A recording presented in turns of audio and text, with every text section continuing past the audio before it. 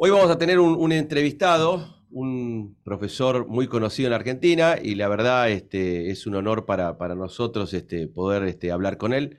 Vamos a hablar con Loris Sanata. Buenos días, Loris. Pero calculo que es buenas tardes allá en Italia, ¿no? Así es, aquí es tarde, pero buenos días a Hola ustedes. Loris. Gracias por su tiempo. Loris, vos sos un argentinólogo para mí. Sabés muchísimo de la Argentina. Te veía hace unas semanas en un canal de televisión donde vos contabas que estuviste mucho tiempo viviendo en Argentina, que viniste a estudiar. Eh, ¿Cómo ves lo que pasó ayer? Bueno, primero espero que sea una enfermedad de que uno puede curarse, ¿no? O Ah, sea, que no sea contagiosa, porque si no, es medio peligroso. sí, No, no, más soy un argentinófilo más que exacto. argentinólogo, porque me gusta mucho. Y bueno, lo de ayer me sorprendió a mitad, en realidad. Ok. O sea, yo lo vengo diciendo hace tiempo que un fenómeno como Milei, por sus características, mirándolo desde la perspectiva de la historia argentina, es bastante inevitable que genere una especie de rebote del campo nacional popular. O sea, si uno mira un poco la historia argentina, ve que, bueno, existe y es una grieta muy profunda que viene desde lejos y que separa un campo nacional popular de un campo eh, ¿cómo lo queremos llamar? No sé, cosmopolita, secular. Y siempre el campo nacional popular fue mayoritario, de manera que toda esperanza que puede tener el campo cosmopolita y secular de triunfar en las elecciones es lograr erosionarlo. Y en cambio estamos viendo que, como era previsible, Milei parece realmente el candidato, como un anillo al dedo, el candidato perfecto para reunificar el campo nacional popular, que ayer se reunificó de forma bastante impactante, ¿eh? Eso no sé si yo imaginaba tanto, eso no. Ahora, la discusión que se planteó ayer es una discusión que yo vengo hace un tiempo con Mario acá en el programa hinchando con esto, ¿no? Es decir, ayer terminó usted dijo una enfermedad, ¿no? Es decir, por desvanecerse o resfriarse el discurso republicano y los argentinos ahora tenemos enfrente dos populismos. El peronismo, por un lado, que es característica propia de Massa, es peronismo del aparato, del plan platita.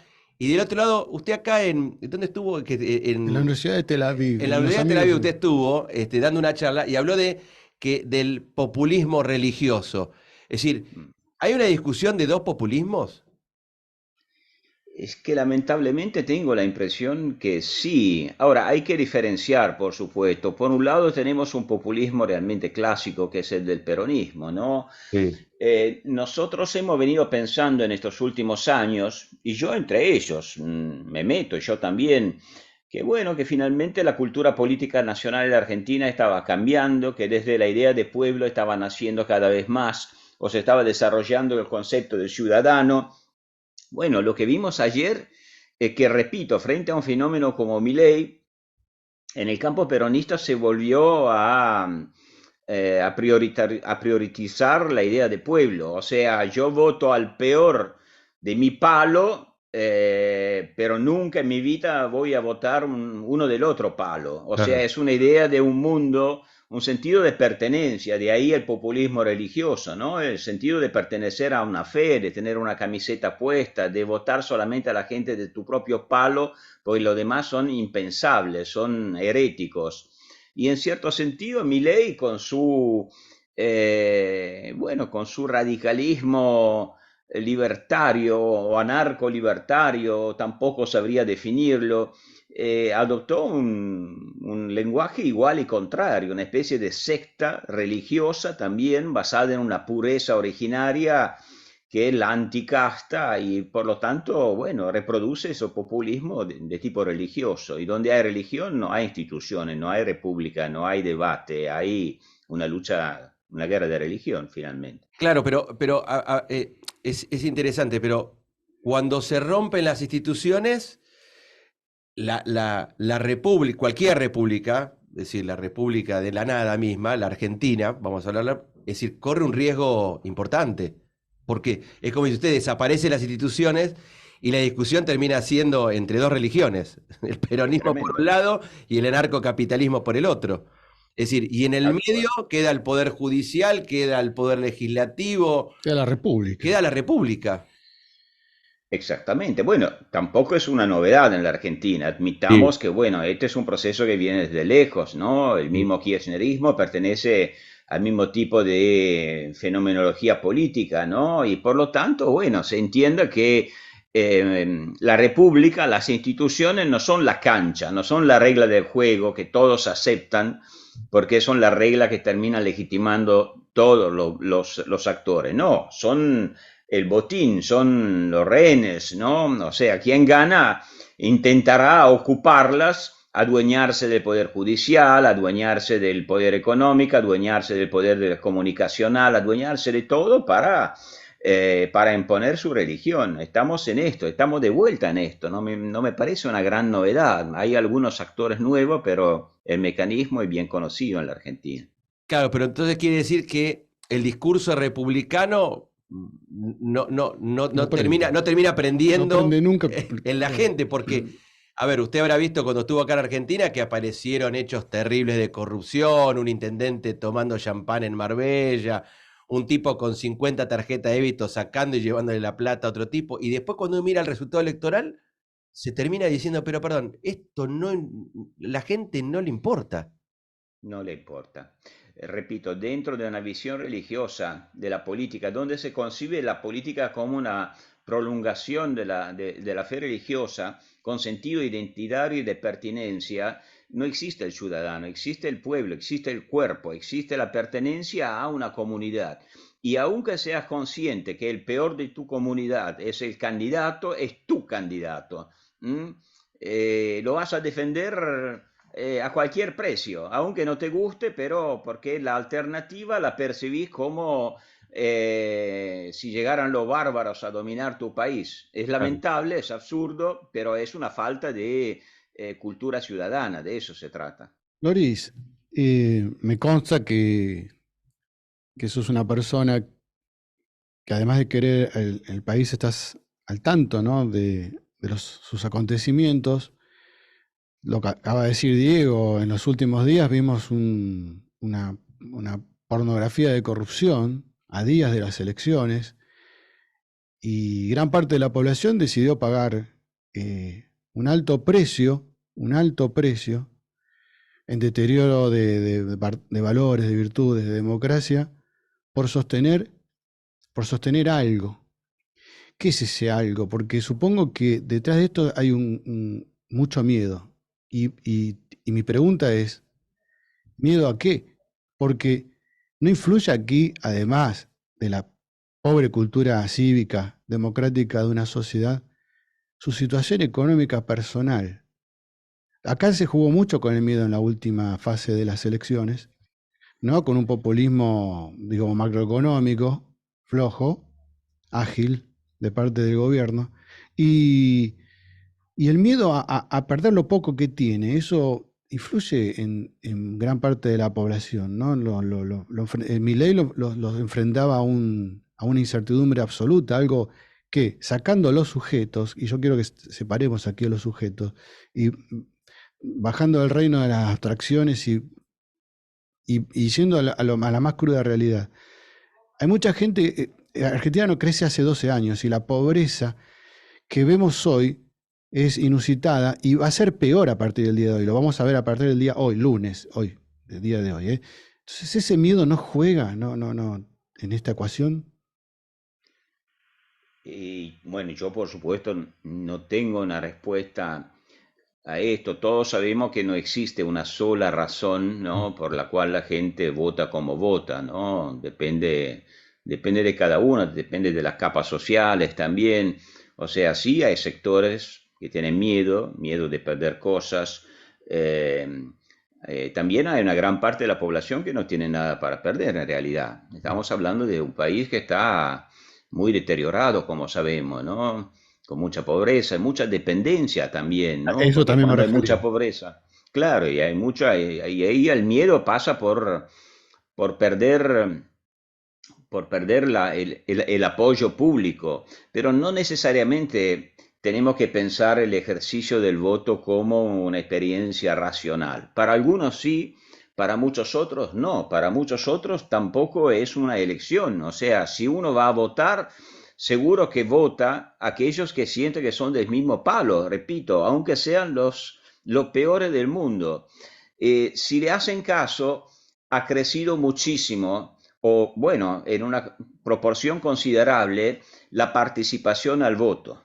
Esto quiere decir que ha habido una movilización, Sí. especialmente entre las capas más populares del voto, que no se había producido en la época de la PASO. Eso sería un tema para estudiar, ¿no? Porque ¿quién movilizó? ¿Cuáles fueron las redes sociales? ¿Cuáles fueron las redes comunitarias? Yo no quiero meterme en cosas que, bueno, son mis cosas, las cosas que yo estudio, pero por ejemplo, si uno lo interpreta en términos puramente racional, no puede entender cómo el candidato del peronismo invoque la defensa de la patria. O sea, ¿dónde está el peligro para la patria? ¿No? Es medio ridículo, no tiene sentido. Pero desde la percepción o desde la lectura de la historia argentina que hace la cultura nacional popular, la idea es exactamente esta. Si ganan ellos, los otros, los cipayos, el antipueblo, la antipatria, que además tuvieron la genial idea de atacar al Papa sin tener idea de la sensibilidad religiosa de la capa popular, sin ninguna razón, realmente un gol en contra de total estupidez política, si me permiten. Sí. Bueno, la gente va a votar y vota para los suyos, nunca van a votar para otros que son demasiado diferentes de ellos. Este es muy sencillo como lo veo yo. Loris, y en esto, a ver, ahí tocaste algo que estábamos hablando con Mario hoy antes de entrevistar. En realidad te voy a decir algo. Yo hablé con un amigo mío hoy de Mar del Plata y le dije que te iba a entrevistar. Y la primera pregunta que me hizo mi amigo fue, hablale del Papa, me dijo. Porque hay algo que me llama la atención, ¿no? Es decir, vos decís el populismo religioso, porque el peronismo, como bien vos lo decís, desde el 45 a la fecha, es pasión, viste, igual el peronista dice, Es ¿por qué mística. votás? Es mística, viste, es algo raro.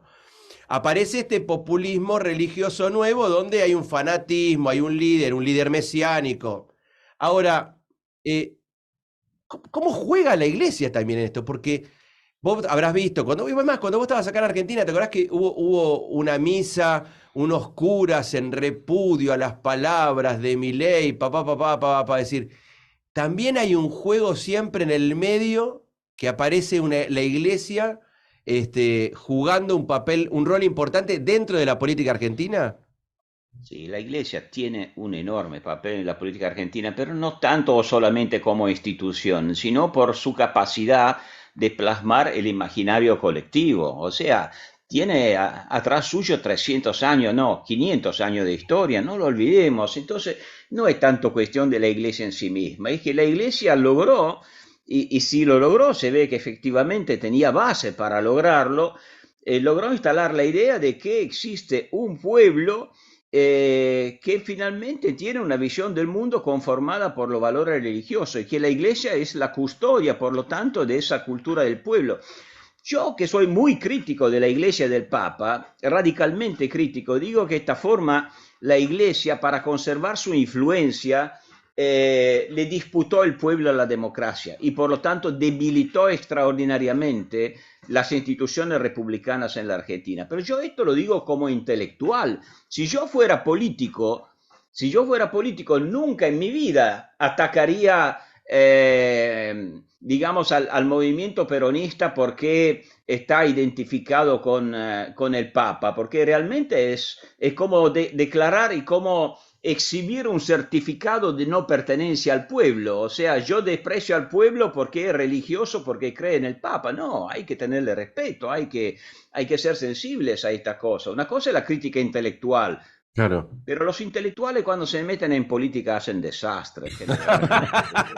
Sería mejor que se dedicaran a otra cosa. Un Que no... checklist de Pero, política. pero claro, porque a veces a veces uno le llama la atención, y también lo hablábamos con Mario antes de empezar el programa, ¿no? Es decir, cuando el líder de la secta religiosa dice que hay que romper relaciones con el Vaticano, a los minutos sale un importante, creo que a vos te entrevistó Alejandro Fantino, creo que a vos te entrevistó o lo debes conocer, salió en su programa de radio diciendo, mi mamá es católica y no pueden hacer eso, y empezó a hablar del fósil, ¿no? Es decir, vos fijate, claro, A Venegas a Lynch. Vanegas Lynch le decía fósil, ¿no? Es decir, vos fíjate cómo colisionan indefectiblemente esta idea de este populismo religioso que está dando vuelta tanto en el peronismo como en este nuevo movimiento de Milei, y cómo colisiona con el pueblo católico, ¿no? Es decir, Tal cual. hay una, yo creo que lo decías vos, ¿no? Decir que dijiste lo de Macri, decir que Macri habló de la inmadurez del sector de Claro. Milei. Es decir, a veces pecan de inmaduros, pero un señor mayor fue el que lo dijo, ¿no? Es decir, me Eso- parece que es como que tensan la cuerda para ver hasta dónde pueden llegar, y termina apareciendo, que obviamente que esto, con los datos frescos, termina apareciendo un Milei con un 29% que sacó la misma cantidad de votos que sacó en agosto. Es decir, no terminó creciendo lo que él creía que iba a crecer porque estaban subsumidos en la idea de que ellos ganaban en primera vuelta. Entonces, eh, vos dijiste cuando empezaste, me gustó decir, es una enfermedad que puede curarse. ¿Vos creés que tiene cura? Bueno, no sé si tiene cura, pero estamos frente a un caso de diletantismo político bastante impresionante. O sea, estamos frente, como todos los mesianismos, ¿no? Acá es un mesianismo de tipo tecnocrático.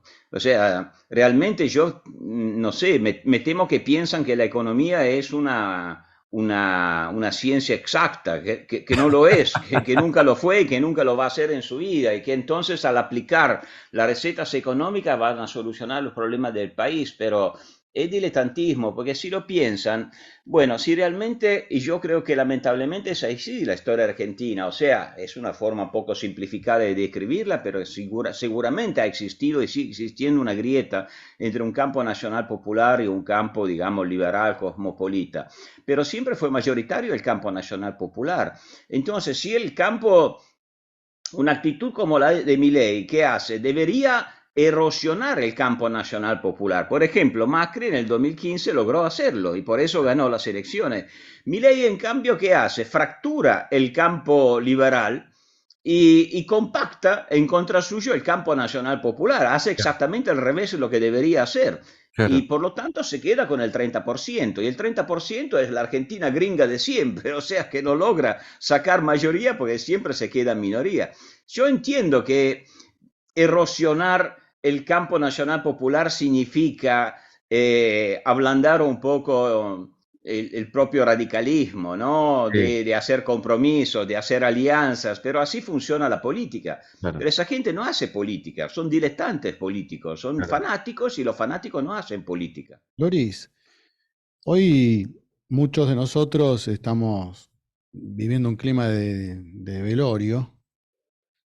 Realmente es para muchos que, como vos, peleamos, dimos nuestra vida por las ideas de la democracia, la república y la libertad. Nos encontramos frente a un féretro, así frente a la muerte inevitable de algo, y nos cuesta entenderlo, y apelo a no solo a tu lucidez y tu experiencia, sino a esa visión que tenés en la lejanía. ¿Qué estamos velando? Es decir, ¿y cómo podemos hacer luego de esta inevitable muerte que tenemos enfrente? Si me podés decir qué crees vos que hay dentro de ese féretro y cómo podemos hacer para consolarnos, ¿no? Y qué podemos hacer en el futuro como para salir adelante. Ay, Mario. Siempre te pongo en problemas con eso. No, mira, yo estoy en el velorio junto con ustedes. Sí, lo Claro. sé.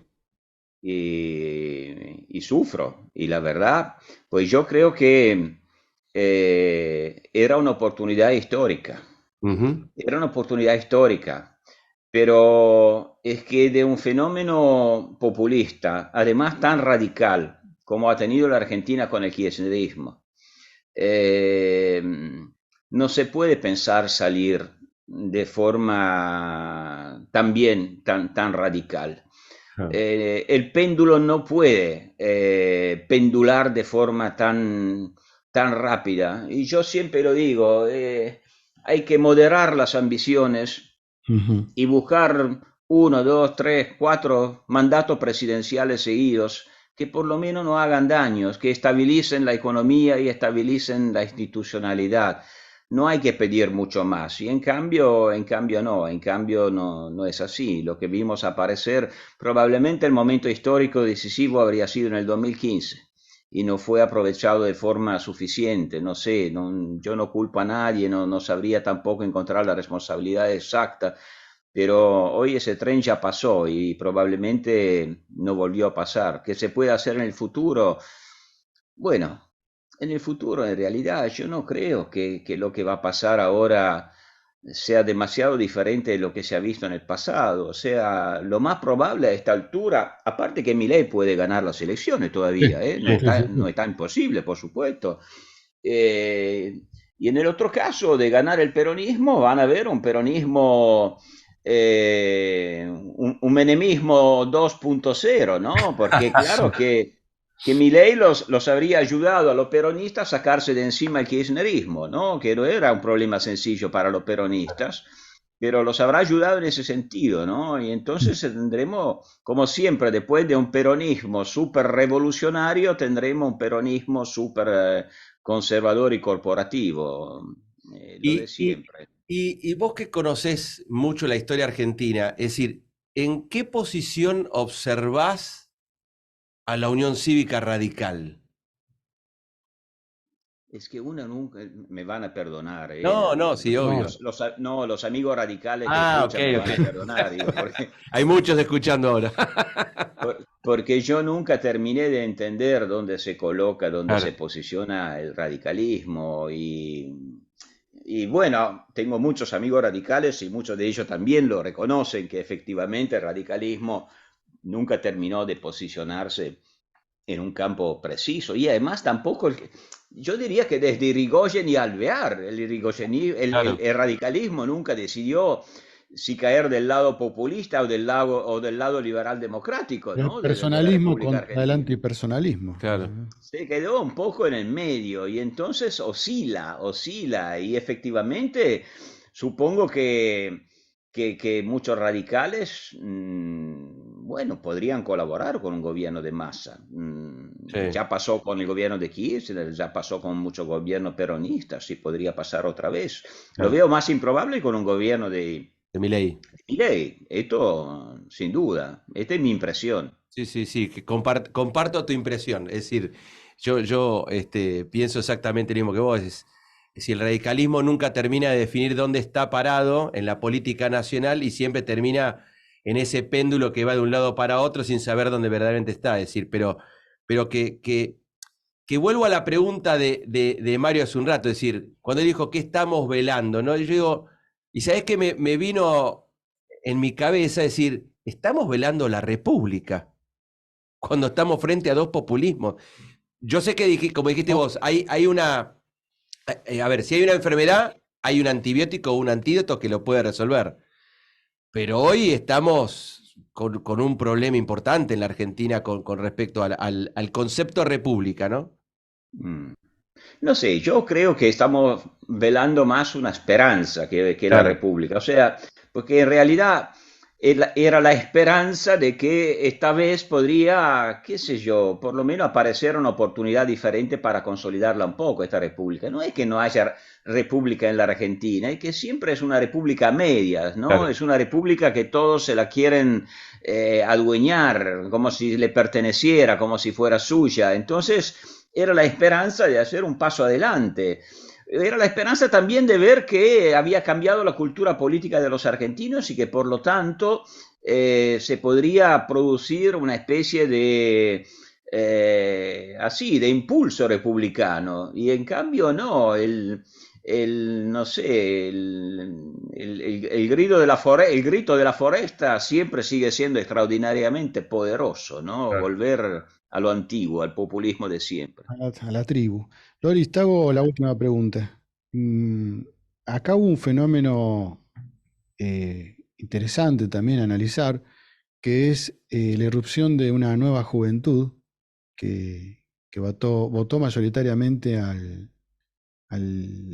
Milei, al liberalismo, al libertarismo, por decirlo, para distinguir bien las cosas. Ayer me preguntaba cuando llegué a la noche, muy cansado y muy triste por los resultados que había visto. Bueno, ¿y ahora qué hacemos? Me decía mi hijo, ¿no? Mi hijo tiene 25 años.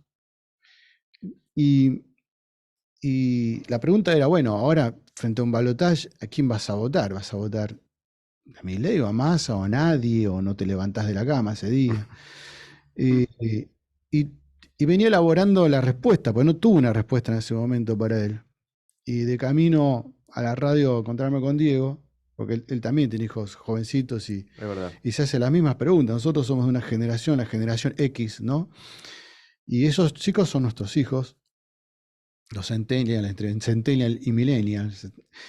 Y, y mi respuesta hoy es, la verdad que a mi edad ya estoy tan confundido que les preguntaré a ellos. No, les preguntaré a mis hijos jóvenes que están en ese rango, qué es lo que sueñan para su país, qué quieren, y en función de eso pensar, ¿no? ¿Cómo votaría? ¿Vos cómo lo ves ese fenómeno juvenil tan reactivo ahí en el sector de Milei? Bueno, primero te tengo un poco de envidia porque todavía tu hijo te pregunta a quién Sí, sí, votar, güey. sí, es Mi, muy mi- inteligente. mi hijo que tiene 27, ni en sueño me pregunta a mí. Así que esto te tengo un Pero tu poco de hijo hace bien, el envidia. mío hace mal, me parece. Mira, a mí por un lado me cae bien que haya una juventud que haya elaborado una nueva cultura, que tenga nuevas lecturas, que haya estudiado, que tenga convicciones. Yo no tengo nada en contra de esto.